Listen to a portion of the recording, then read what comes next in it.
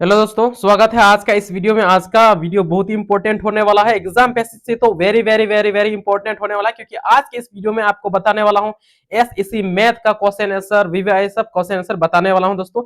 इसीलिए एक्सपेक्ट आशा करते हैं आपसे, वीडियो को स्किप मत कीजिए। हाँ, ये मैटर नहीं करता है दोस्तों आपका सिलेबस में क्या है, सॉरी आपका आप कौन सा यूनिवर्सिटी से हैं, आप कौन सा सेमेस्टर से, ये मैटर नहीं करता है। सबसे बड़ी मैटर ये करता है दोस्तों आपका यूनिट, आपका सिलेबस। आप खुद पहले जानिए कि आपका सिलेबस में क्या है। अगर आपका सिलेबस में ये सारे चीजें हैं तो आज का वीडियो खास उन्हीं के लिए होने वाला है जिनका सिलेबस में ये सारे टॉपिक हैं, ये सारे चैप्टर है, ये सारे चैप्टर पढ़ने होंगे। क्या है आपका स्टैटिक्स है। अगर आपका चैप्टर में, आपका सिलेबस में, आपका यूनिट में अगर ये चीज है, स्टैटिक्स है, ग्राफिकल रिप्रेजेंटेशन है, फ्रीक्वेंसी डिस्ट्रीब्यूशन है, मेजर ऑफ सेंटर टेंडेंसी है, mean median and modern, mean division, standard division, और क्या है करलेशन एंड रिग्रेशन एनालिसिस। अगर आपका सिलेबस में ये सारे चीज है तो आज का वीडियो आपके लिए खास होने वाला है, क्योंकि आज के इस वीडियो में मैं आपको वीवीआई सब सब चैप्टर से कहे जाते हो, सब टॉपिक से आपका ग्राफिकल रिप्रेजेंटेशन से जितना जितना पॉसिबल क्वेश्चन बन सकता है वहां से सब कवर किया गया है। फ्रीक्वेंसी डिस्ट्रीब्यूशन से जितना भी ऑब्जेक्टिव क्वेश्चन, इस वीडियो में आपको ऑब्जेक्टिव बताने वाला दोस्तों, जितना भी पॉसिबल क्वेश्चन है फ्रीक्वेंसी डिस्ट्रीब्यूशन से उस सारा सारा क्वेश्चन है। आपका मेजर ऑफ सेंटर टेंडेंस से जितना पॉसिबल क्वेश्चन है, संभावित क्वेश्चन है एग्जाम में आने के, वो सारे वीवीआई क्वेश्चन को इस वीडियो में कवर किया गया है। इस वीडियो में आगे मैं आपको बताने वाला हूं। तो ये मैटर नहीं करता दोस्तों आप कौन सा यूनिवर्सिटी से हैं, आप कौन सा सेमेस्टर है, आपका कौन सा सेमेस्टर है। मैटर ये करता है कि आप पहले आप सबसे सिलेबस जाने, आपका सिलेबस में क्या है। हाँ, लेकिन बता दें ये जो है स्पेशल एसकेएम यूजी सेमेस्टर 2 के हैं, जिन्होंने भी मैथमेटिकल, यहां पर देख सकते हैं SSC mathematical and computational thinking analysis रखा है, ये स्पेशल उन्हीं के लिए है जो एसकेएम यूनिवर्सिटी यूजी सेमेस्टर के हैं, तो उनके लिए है, सेमेस्टर 2 में है। और उनके लिए यहाँ यूनिट 3 में ही है दोस्तों। आप लोग यूनिट 3 में जैसे स्टैटिक्स आपको पढ़ना है तो उनके लिए तो स्पेशल है ही, और जिनको भी जो अलग यूनिवर्सिटी से अलग सेमेस्टर के, उनके लिए भी अगर इनका सिलेबस में ये सारे चीजें हैं तो ये ध्यान से देखिए। यहाँ से टॉपिक वाइज वीडियो थोड़ी लंबी हो सकती है दोस्तों, क्योंकि मैंने आपका टॉपिक वाइज ग्राफिकल हुआ, फ्रीक्वेंसी डिस्ट्रीब्यूशन हुआ, सबसे मैंने टॉपिक वाइज जितना पॉसिबल क्वेश्चन है एग्जाम में आने के संभावित सारा क्वेश्चन को उठाए हैं, सारा क्वेश्चन को चॉइस किए हैं दोस्तों, इसलिए वीडियो थोड़ी लंबी हो सकते हैं। हाँ, इससे पहले आपका वीडियो बन चुका है यूनिट 1 का। यूनिट 1 का पार्ट 1 पार्ट 2 में फुल्ली कवर है दोस्तों। अगर आप लोग नहीं देखें तो चैनल के प्लेलिस्ट में जाइए, प्लेलिस्ट सेक्शन में आपको मिल जाएगा यहाँ सारा। यूनिट 2 का भी आपका पूरा कवर है। अब यूनिट 3 आज ये जो होने वाला है, और यूनिट 1 का आपका प्लस जो भी ऑब्जेक्टिव क्वेश्चन आंसर वो भी हुआ है, और आपका प्लस में क्या हुआ है, आपका प्लस में फॉर्मूला, आपका फॉर्मूला और विद एग्जांपल हुआ है दोस्तों। आपका यूनिट 1 में जितना भी फॉर्मूला है, जितना भी टॉपिक है, सारा टॉपिक, सारा चैप्टर से 15 15 फॉर्मूला आपका बनाया गया है। आपको क्वेश्चन आंसर बताया इसका 15 का विद एग्जांपल मैंने बताया, क्योंकि फॉर्मूला इसलिए जरूरत है दोस्तों क्योंकि फॉर्मूला से डायरेक्ट क्वेश्चन ऑब्जेक्टिव में आ सकता है, और या तो न्यूमेरिकल क्वेश्चन आता है, तो न्यूमेरिकल क्वेश्चन सॉल्व करने के लिए आपको फॉर्मूला जानना जरूरी है। इसलिए यूनिट 1 का कवर है, फॉर्मूला भी कवर है, इसके बाद आपका यूनिट 2 का भी आ जाएगा। इसीलिए अभी तक अगर चैनल को सब्सक्राइब नहीं किए हैं तो सब्सक्राइब करके बेल आइकन को प्रेस करके ऑल पर जरूर सिलेक्ट कीजिएगा, तभी आपको इसका नोटिफिकेशन अगले का नोटिफिकेशन आपको मिलेगा कि यूनिट 2 का फॉर्मूला मिल जाएगा, आपका यूनिट 3 का भी मिल जाएगा, सबका मिलेगा। इसलिए आपसे रिक्वेस्ट करते हैं कि बेल आइकन को प्रेस करके जरूर रखिएगा, जो ऑल पर सिलेक्ट करके रखिए ताकि आपको सबसे पहले नोटिफिकेशन मिले, इसलिए सिलेक्ट करके जरूर रखिएगा। और जितना बन चुका है आप चैनल के प्ले लिस्ट में जाके देख सकते हैं, फॉर्मूला है, जितना क्वेश्चन आंसर वीवीएस सब। तो आज का वीडियो में मैं आपको बताने वाला हूं स्टैटिक्स, जो यूनिट 3 में है, आपको स्टैटिक्स में पढ़ना है ये ग्राफिकल रिप्रेजेंटेशन। तो ये रिप्रेजेंट्स, तो ये आपको पढ़ना है। तो ये आगे चले देखते हैं इसका क्वेश्चन आंसर। तो आप इसको स्क्रीनशॉट भी ले सकते हैं। चलिए इसका क्वेश्चन आंसर आपको बताते हैं। तो यहाँ आप लोग स्क्रीन पर देख रहे होंगे एसकेएमयू दुमका यूजी सेमेस्टर 2 के हैं, यूनिट 3 के पार्ट 1 होने वाला है। इसमें आपका कवर होने वाला है स्टैटिक्स में क्या कवर होने वाला है, graphical representation and frequency distribution, measure of centre tendency, mean median and modern, ये चीज आपका कवर होने वाला है दोस्तों। आज का ये वीडियो और इंपॉर्टेंट होने वाला है क्योंकि मैंने आपको इस वीडियो में ग्राफ के थ्रू भी समझाने की कोशिश किया हूं। मेरा मेन पर्पस है आपको समझाना। तो यहाँ पर आगे आप यहाँ पर देख सकते हैं क्या है ग्राफ, क्योंकि आपका इसमें ग्राफ भी है, तो ग्राफ के थ्रू भी मैं यहाँ पर देख सकते हैं स्क्रीन में, ग्राफ के थ्रू भी आज के इस वीडियो में समझाने वाला हूँ, एक्सप्लेन करने वाला हूँ। मेरा पर्पस, मेन पर्पस है आपको समझाना, और जो आप वीडियो में देखते हैं, विजुअल जो देखते हैं, उसको समझने में आपको आसानी होगी, और उसको याद करने का भी ज्यादा समय, मतलब ज्यादा समय तक आप याद कर पाएंगे। इसलिए मैं इसको इस वीडियो में जो ये चैप्टर है, ये यूनिट थ्री है, मैं आपको ग्राफ के थ्रू भी समझाने वाला हूं, क्योंकि आप समझ के देख के भी समझ सकते हैं, ज्यादा टाइम तक आपको याद रहे और भूले ना, इसीलिए मैं ग्राफ के थ्रू भी यहाँ पर देख सकते हैं,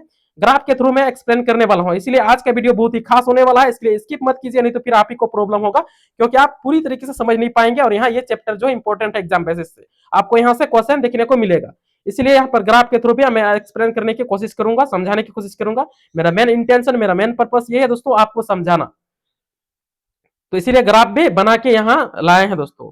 तो चलिए शुरू करते हैं। तो इसे यहाँ पर आपका है, शुरुआत में है ग्राफिकल रिप्रेजेंटेशन है। तो यहाँ पर आपका क्वेश्चन देखिए दोस्तों, पिछली बार जो है ऐसा हुआ है, जो मैथ का क्वेश्चन है वो बाय लैंग्वेज में ना आके के एक लैंग्वेज में आता है, ओनली इंग्लिश में आया था।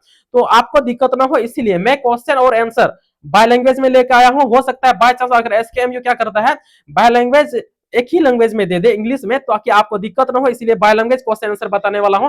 हिंदी में भी आए या इंग्लिश में भी आए तो आपको दिक्कत ना हो, क्योंकि ऐसे बहुत सारे स्टूडेंट है, 90+ ऐसे स्टूडेंट है जिनको इंग्लिश समझ में नहीं आता है इंग्लिश, तो फिर दिक्कत ही होगी। इसलिए दिक्कत ना हो, दिक्कत की सामना ना करना पड़े, इसलिए क्वेश्चन भी बताने वाला हूं इंग्लिश में और आंसर भी इंग्लिश में, ताकि आपको दिक्कत ना हो। और आराम से देखिए दोस्तों, ताकि आपको दिक्कत ना हो अगर इंग्लिश में ही आए, क्योंकि ज्यादातर जितना भी बार आया है सब इंग्लिश आया है, बाय लैंग्वेज नहीं आया है। एसकेएमयू ऐसा करता क्या ही बोले, उसके शब्द में उसके बारे में ना ही बोले तो बेटर होगा। यहाँ पर देख सकते हैं एक में क्या है, what is graphical representation of data, क्या बोलता है डेटा का ग्राफिकल रिप्रेजेंटेशन क्या है। डेटा को देखिए दोस्तों, हो सकता है आपका क्वेश्चन में डेटा की जगह पर आंकड़ा आए, तो ये कंफ्यूजन मत होना कि डेटा आप पढ़े हैं डेटा, लेकिन वहां पर आ गया आंकड़ा। तो डेटा और आंकड़ा इज इक्वल टू बराबर, मतलब सब बराबर है। डेटा भी, तो डेटा का ग्राफिकल रिप्रेजेंटेशन क्या है, ऑप्शन में नहीं बताने वाला दोस्तों। हो सकता है क्योंकि ऑप्शन अगर बताने जाऊं तो फिर क्या होगा, ज्यादा टाइम लगेगा। तो आपका मेन फोकस, मेरा पर्पस ये है, आपका मेन फोकस क्वेश्चन और आंसर में होना चाहिए, ना कि आपका ऑप्शन में पर्पस, ऑप्शन में आपका इंटेंशन या फोकस होना चाहिए। डायरेक्ट आप क्वेश्चन और आंसर में, ताकि डायरेक्ट क्वेश्चन आंसर में आपका फोकस रहेगा, तो उसको ज्यादा टाइम तक याद भी रख सकते हैं। तो ये क्या है, डाटा का ग्राफिकल रिप्रेजेंटेशन क्या है, ये डेटा को चित्र या ग्राफ के रूप में दिखाना है, यही होता है डाटा का रिप्रेजेंटेशन। तो क्या होता है आपका सही होगा बी नंबर, डेटा को चित्र या ग्राफ के रूप में दिखाना ही क्या बोलते हैं, डाटा का ग्राफिकल रिप्रेजेंटेशन बोला जाता है, जिसको इंग्लिश में क्या बोलते हैं, diagrammatic representation of data, diagrammatic representation of data बोलते हैं। तो आपका मेन पर्पस होना चाहिए क्वेश्चन और आंसर, ये देखना जरूरी है। ऑप्शन आप मत देखिए, नहीं तो फिर ज्यादा कंफ्यूजन होगा। ऑप्शन मत देखिए, लेकिन आपका कमेंट था कि सर ऑप्शन भी बताइए, इसलिए मैं ऑप्शन को लाया हूं आपके सामने। आशा करते हैं ये चीज समझ में आया। अगला है आपका ग्राफिकल रिप्रेजेंटेशन हेल्प टू, यानी ग्राफिकल निरूपण किसमें सहायता करता है। ग्राफिकल निरूपण किसमें सहायता करता है आपका, ग्राफिकल निरूपण आपको डाटा आसानी से समझने में सहायता करता है। सिंपल सी बात है, अगर ग्राफ के थ्रू कोई समझा रहा है, बता रहा है, ग्राफिकल निरूपण दिखा रहा है, तो उसका मतलब क्या होता है, ग्राफ के थ्रू आप समझ पाएंगे आसानी से, जो भी चीज है, जो भी आंकड़ा है, उस चीज को आप आराम से समझ पाएंगे, इसलिए ये यूज किया जाता है, इसलिए ये सहायता होता है। तो ये चीज याद रखिए, ग्राफिकल निरूपण किसमें सहायता करता है, तो डेटा को आसानी से समझने में यह सहायता करता है, जिसको अंग्रेजी में क्या बोलते हैं, इजी अंडरस्टैंडिंग ऑफ डाटा। ये भी समझ लीजिए, ये आंसर देखिए, दोनों बाय लैंग्वेज में देखिए दोस्तों, हिंदी इंग्लिश दोनों। अगर क्वेश्चन इंग्लिश में आए तो ऑप्शन भी आपका इंग्लिश में आएगा, तो ध्यान दीजिए, easy understanding to easy understanding of data, data को आसानी से समझने में। अगला है आपका which of the following is a graphical method, मतलब निम्न में से कौन सा ग्राफिकल विधि है, कौन सा ग्राफिकल विधि है, तो आपका ग्राफिकल विधि है स्तंभ आरेख, यानी जिसको इंग्लिश में बोलते हैं बार डायग्राम, क्या बोलते हैं, बार डायग्राम। तो सी नंबर आपका सही होगा। तो मेन फोकस वही दोस्तों आपका क्वेश्चन, दोनों क्वेश्चन में होना चाहिए, इंग्लिश प्लस हिंदी दोनों में। अगर आ सकता है इंग्लिश में ही आए तो आपको कंफ्यूजन ना हो, और जो आंसर है अगर इंग्लिश में क्वेश्चन आए तो फुल्ली आपका ऑप्शन किस में आएगा, फुल्ली ऑप्शन आपका भी किस में आएगा, जितना भी ऑप्शन है आपका ऑप्शन भी इंग्लिश में ही रहेगा दोस्तों। इसीलिए इंग्लिश का जो आंसर बता रहे हैं उसका भी ध्यान से देखिए, इंग्लिश का भी दोनों। तो समझ गए कि निम्न में से कौन सा ग्राफिकल विधि है, तो ग्राफिकल विधि किससे निरूपित किया जाता है, स्तंभ आरेख से, बार डायग्राम से। अगला है आपका bar diagram is use to represent, स्तंभ आरेख का उपयोग किसे दर्शाने के लिए किया जाता है, स्तंभ आरेख जो है वो किसे दर्शाने के लिए किया जाता है, विचिन डेटा, यानी डिस्क्रीट डेटा। देखिए दोस्तों, मेरा इंग्लिश थोड़ा कमजोर है, आप लोग खुद भी पढ़ सकते हैं, समझ सकते हैं। तो जो है ये आपका विचिन, सी नंबर सही होगा, विचिन डेटा, जिसको क्या बोलते हैं, डायकरेक्ट डेटा। तो आप लोग खुद पढ़ सकते हैं दोस्तों, मेरा इंग्लिश वैसे कमजोर है, लेकिन आपको समझाना जरूरी है। आप ये देखिए, जरूरी है, अगर क्वेश्चन, ये चांस है दोस्तों कि क्वेश्चन इंग्लिश में ही आएगा, तो ऑप्शन भी आपको इंग्लिश में आएगा, इसलिए दोनों देखिए।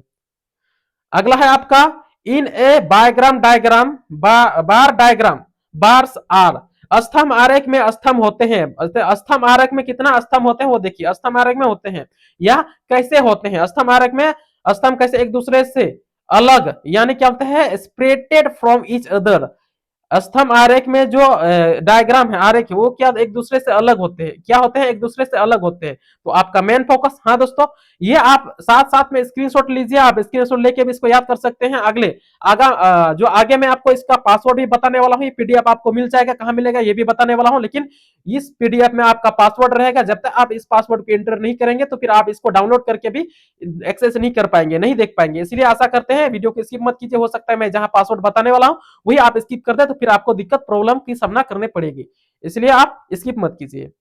ये समझ गए कि स्तंभ आरेख में स्तंभ होते हैं तो एक दूसरे से अलग होते हैं।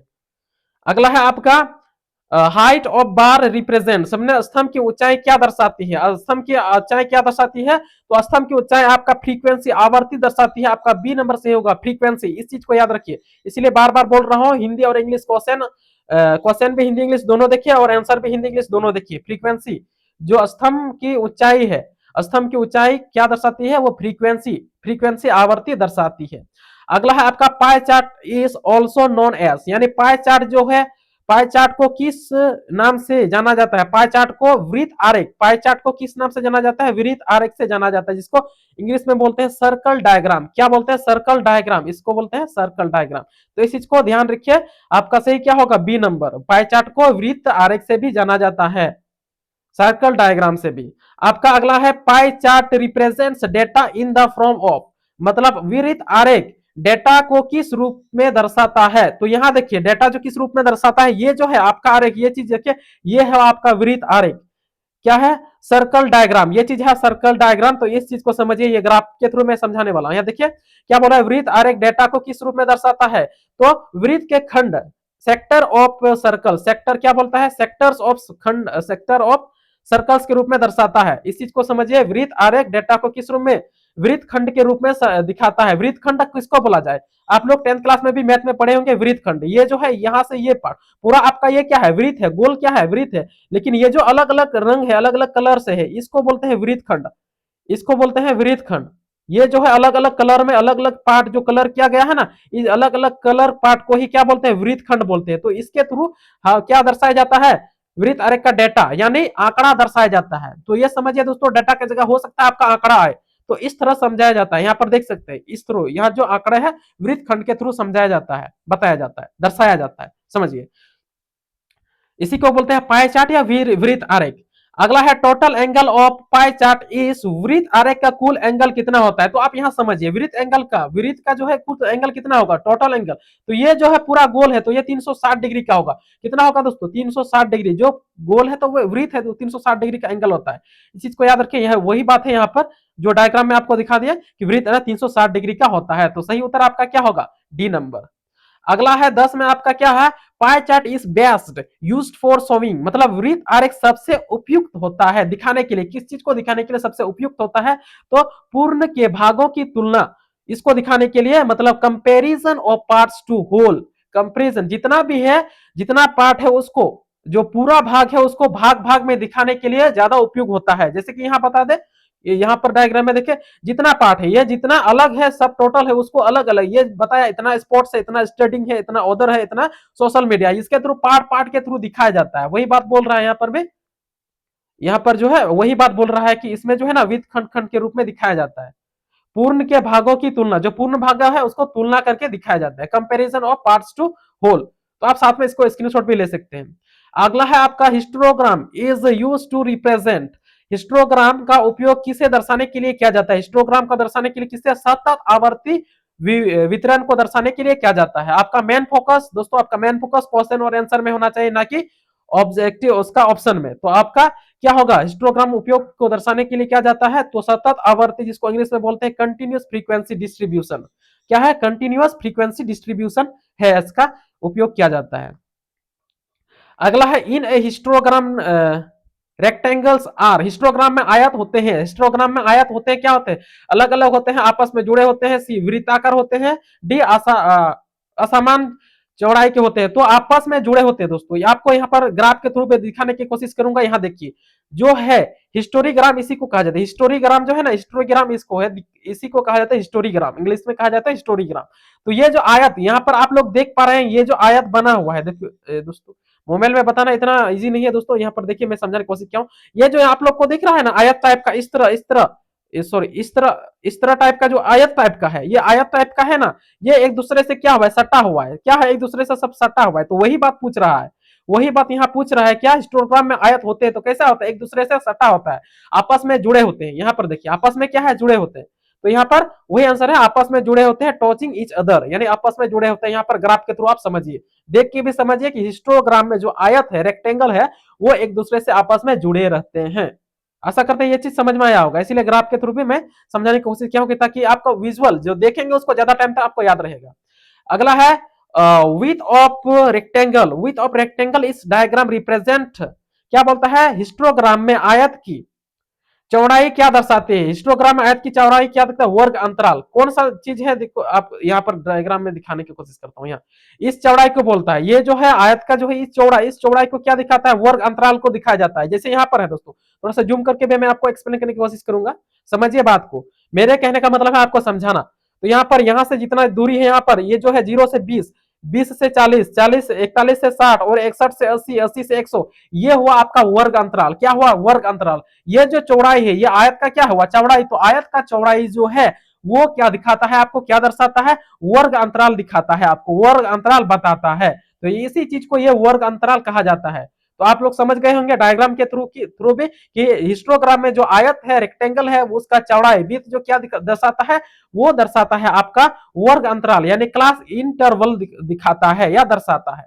समझ गए होंगे, आशा करते हैं ये चीज आपको समझ में आया होगा। अगला है आपका frequency polygram is obtained by joining, क्या बोलता है, आवर्ती बहुभुज किसे जोड़कर प्राप्त किया जाता है, आवर्ती बहुभुज किसे जोड़कर प्राप्त किया जाता है, किसे जोड़कर प्राप्त किया जाता है। देखिए यहां पर भी ग्राफ है। तो वर्ग अंतराल के मुख्य बिंदु, वर्ग अंतराल के मुख्य बिंदु made point of class interval, वर्ग, यहां समझिए क्या बोल रहा है, आवर्ती है, आवर्ती बहुभुज किसे जोड़कर प्राप्त किया जाता है। तो जो ये वर्ग अंतराल हुआ दोस्तों, पहले मैंने आपको बताया कि वर्ग अंतराल क्या, जो आयत का जो नीचे वाला चौड़ाई है उसको क्या बोलते हैं, वर्ग अंतराल। और उसका जो मिडिल पॉइंट है, ऊपर का जो मिडिल पॉइंट है, उसका सब मिडिल पॉइंट को एक स्ट्रेट लाइन के थ्रू क्या किया जाता है, मिलाया जाता है। यहाँ पर देखिए स्ट्रेट, सब के बीच में मिडिल पॉइंट, जो भी वर्ग अंतराल है उस वर्ग अंतराल के मिडिल पॉइंट को जोड़ा जाता है। वही बात यहाँ पर बताता है कि वर्ग अंतराल के मध्य बिंदु से जोड़ दिया जाता है, उसके थ्रू दर्शाया जाता है। तो क्या दर्शाया जाता है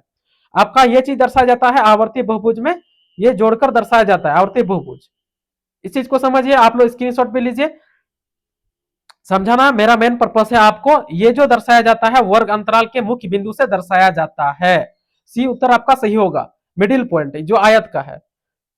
आपको समझ में आया होगा। अगला है frequency polygon is related to, आवर्ती बहुभुज किसे संबंधित है, किसे संबंधित है, हिस्टोग्राम। हिस्टोग्राम मैंने पहले ही बता दिया दोस्तों, क्योंकि ये जो आवर्ती है ना, ये आयत टाइप का है। ये आयत टाइप का, ये जो आप दिख रहे हैं, ये आयत टाइप का जो ग्राम है, ये जो चार्ट है, ये जो क्या बोले डायग्राम है, ये आपका डायग्राम है, हिस्टोग्राम इसको कहा जाता है, आयत टाइप का है। वही बात पूछ रहा है कि यहाँ पर वही क्वेश्चन आपका आया, फ्रीक्वेंसी पॉलीग्राम इज रिलेटेड, यानी आवर्ती बहुभुज किसे संबंधित है, तो हिस्टोग्राम से संबंधित है। हिस्टोग्राम जो आयत का टाइप का है, वो रेक्टेंगल टाइप सब आपस में जुड़े, उसको हिस्टोग्राम बोला जाता है। तो समझिए इस बात को। अगला है आपका व्हाट इज फ्रीक्वेंसी डिस्ट्रीब्यूशन, मतलब आवर्ती वितरण क्या है। आवर्ती वितरण क्या है, आवर्ती वितरण आपका है आवर्तियों के साथ डेटा की व्यवस्था।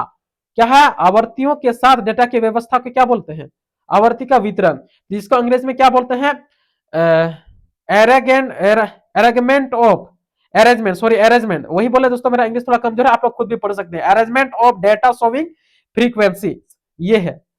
अगला है आपका frequency distribution is use to, आवर्ती वितरण का उपयोग किया जाता है। आवर्ती वितरण का उपयोग किया जाता है किसके दर्शाने के लिए किया जाता है, तो डेटा, बड़े डेटा को सरल बनाने के लिए किया जाता है। जो आवर्ती वितरण है उसको क्यों किया जाता है, उपयोग किया जाता है, बड़े डेटा को सरल रूप में।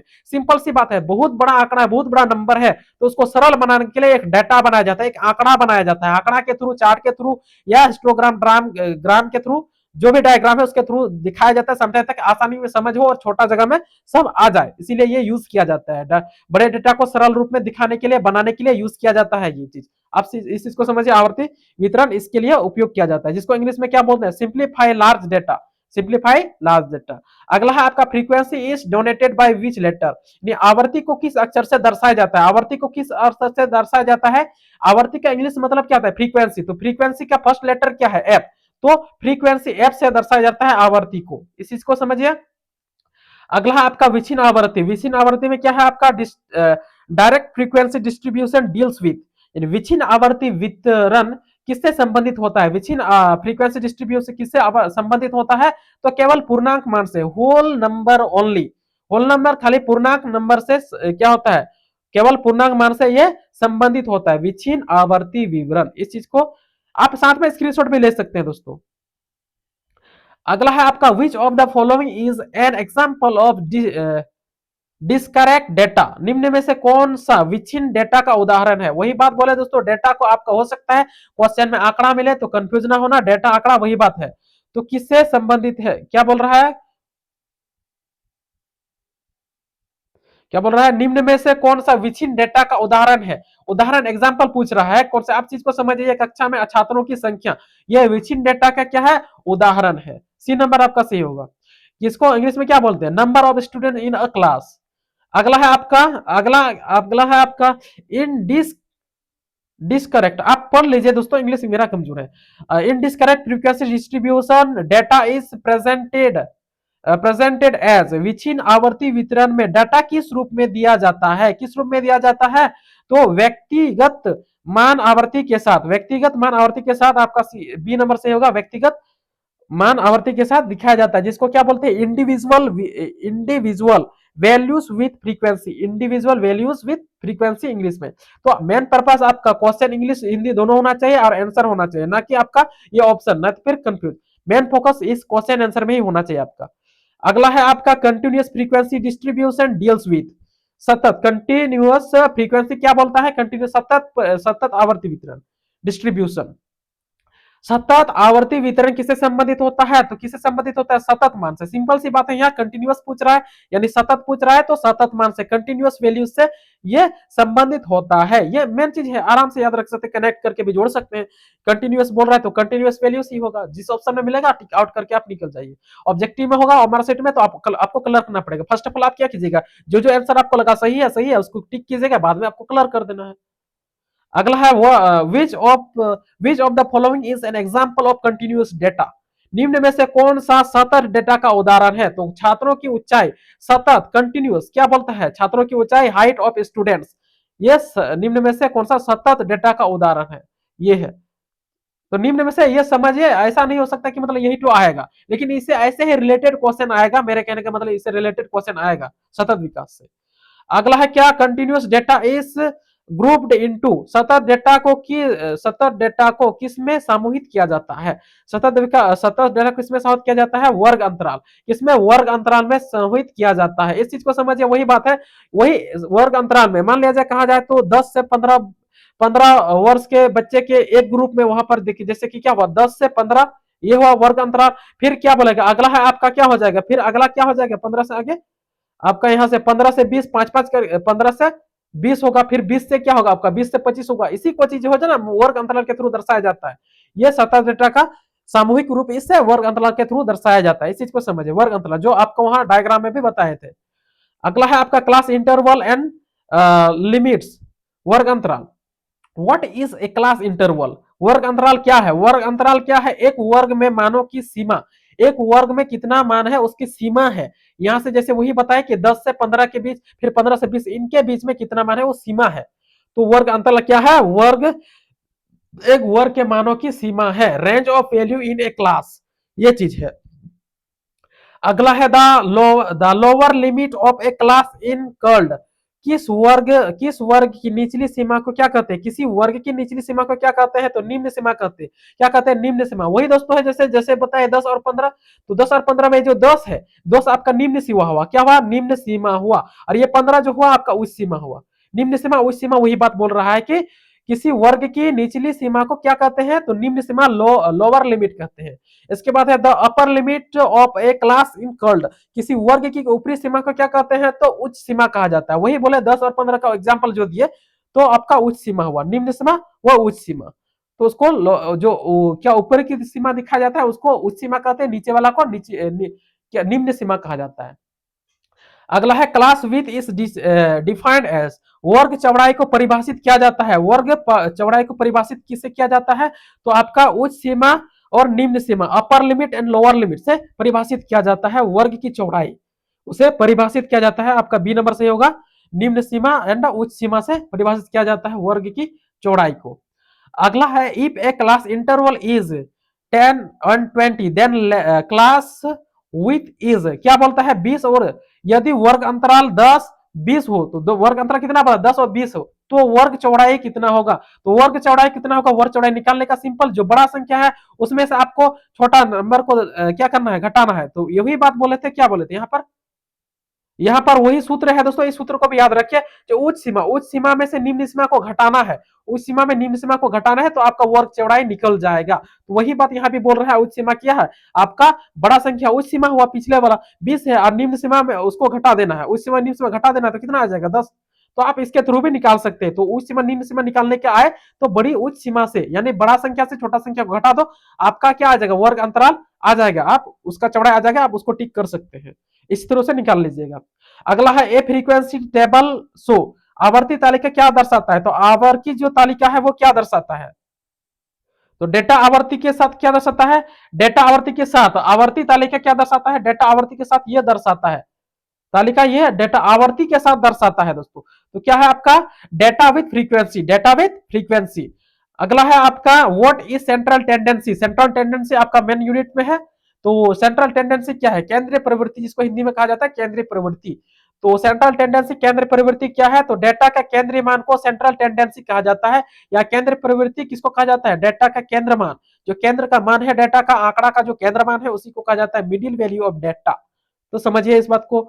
अगला है आपका measure of central tendency are, केंद्रीय प्रवृत्ति के माप है, तो केंद्रीय प्रवृत्ति के माप है, जो आपका सेंट्रल टेंडेंसी है, सेंट्रल टेंडेंसी की है वो औसत, माध्यिका और बहुलक है। तो आपका सही उत्तर क्या हो जाएगा, केंद्रीय प्रवृत्ति के माप है वो है आपका औसत, माध्यिका, बहुलक, औसत माध्यिका। इस चीज को याद रखिए क्योंकि ये इंपॉर्टेंट क्वेश्चन ये आया गया है जैक बोर्ड में, ऐसे भी आया दिखा मतलब आया है, हो सकता है इसमें भी आए, इंपॉर्टेंट मान के चलिए ये जो केंद्रीय प्रवृत्ति की माप जो है इस फॉर्मेट में होना चाहिए, औसत, माध्यिका और बहुलक, ये चीज समझिए।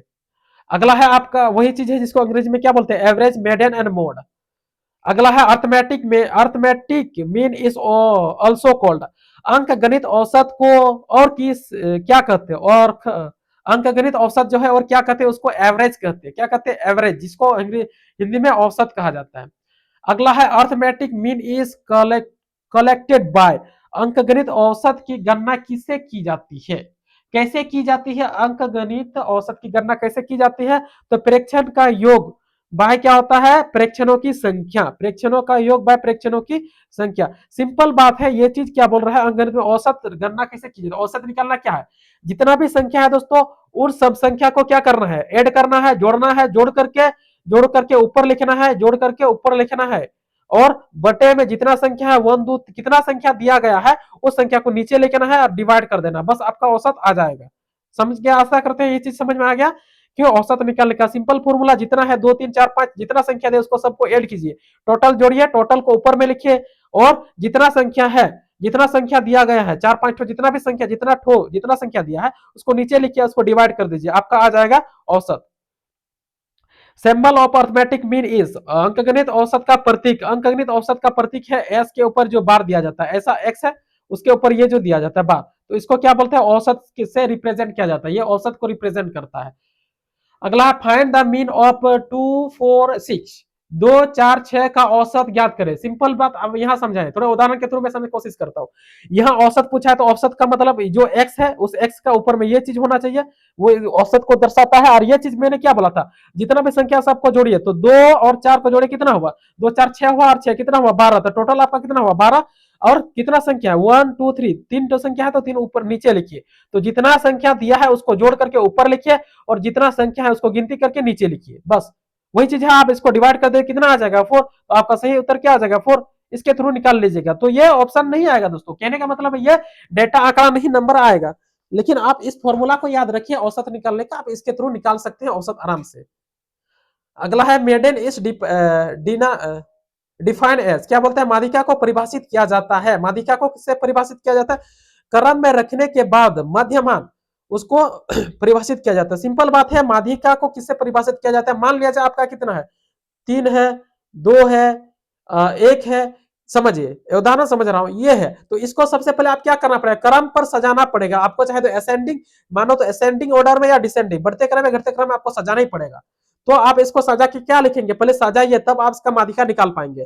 तो सजाइए इसका, अगर इसको हम सजाने के लिए जाए तो क्या सजाए, 1 होगा, 2 होगा, 3 होगा, ये सजाए। और उसमें से आपका मिडिल पॉइंट को देखना पड़ेगा, मिडिल पॉइंट बीच में क्या आता है वही आपका माध्यिका है। तो सबसे पहले डाटा जो आंकड़ा जो है ना आपका इधर उधर दिया रहेगा, तो आपको सबसे पहले सजाना होगा, सजाइए, और वहां पर मिडिल पॉइंट जो भी होगा वो आपका क्या होगा, माध्यिका होगा, समझ गए।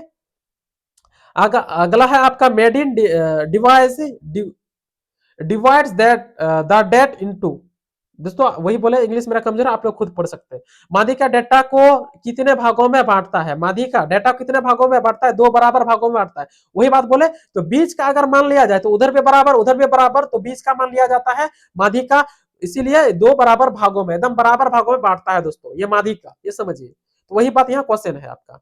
अगला है to find median, data must be arranged in, माध्यिका ज्ञात करने के लिए डेटा को रखना चाहिए। यही चीज है मैंने आपको पहले बताया कि आरोही या अवरोही क्रम, असेंडिंग ऑर्डर या डिसेंडिंग ऑर्डर में आपको सजाना होगा, तब आपका उसका माध्यिका को निकाल पाएंगे, उसका मिडिल पॉइंट क्या है वो निकाल पाएंगे। डाटा इधर उधर दिया रहेगा दोस्तों, आपको सबसे पहले आरोही क्रम में सजाना होगा या तो अवरोही क्रम में, घटते क्रम या बढ़ते क्रम में आपको सजाना होगा, तब जाके जो मिडिल पॉइंट है आप उसको निकालिए। तो वही चीज है यहाँ पर भी बताया है, माध्यिका ज्ञात करने के लिए जो डेटा है जो आंकड़ा है उसको आरोही अवरोही क्रम में सजाना होता है।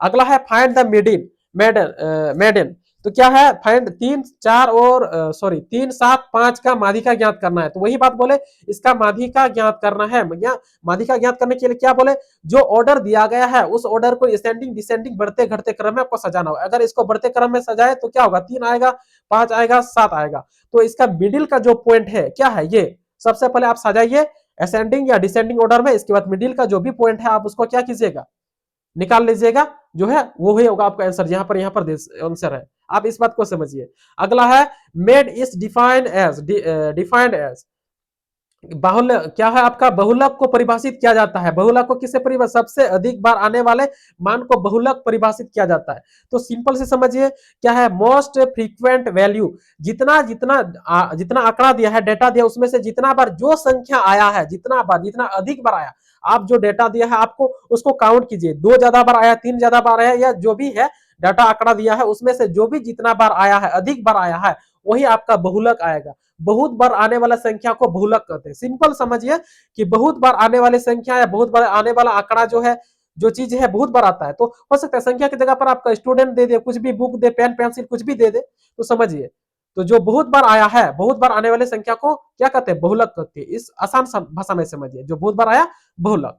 अगला है आपका मोड इज ऑल्सो कॉल्ड, बहुलक को और किस और क्या कहते हैं, बहुलक को और क्या कहते हैं, बार बार आने वाला मान। सिंपल सी बात वही बोले कि बार बार आने वाला मान को बहुत बार, जो बहुत बार आया वही है बहुलक, सिंपल सी।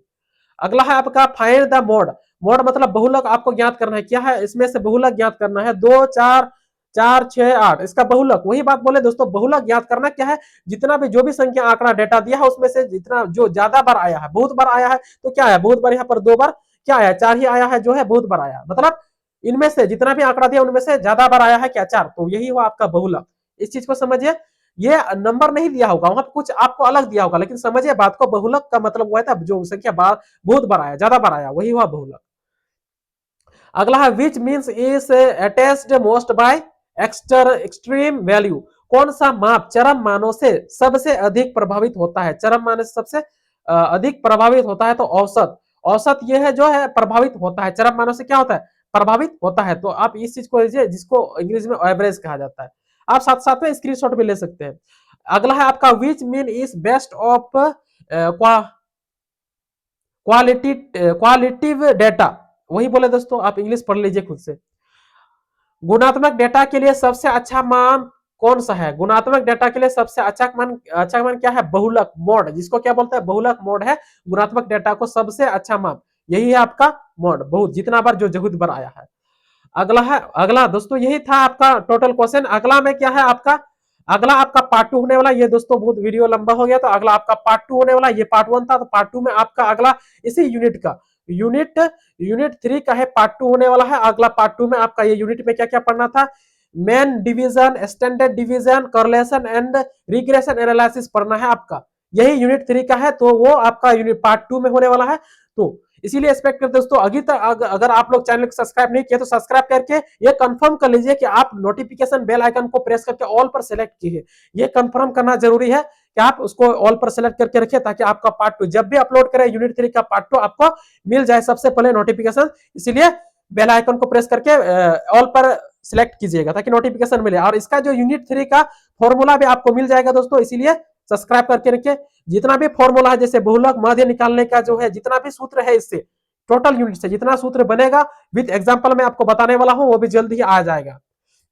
तो अगला वीडियो में आप लोग अगला पार्ट में आपको दिखाने वाले हैं, बताने वाले हैं इस चीज को। तो ये याद रखिए, ये जो सारा पीडीएफ है आपको मिल जाएगा दोस्तों।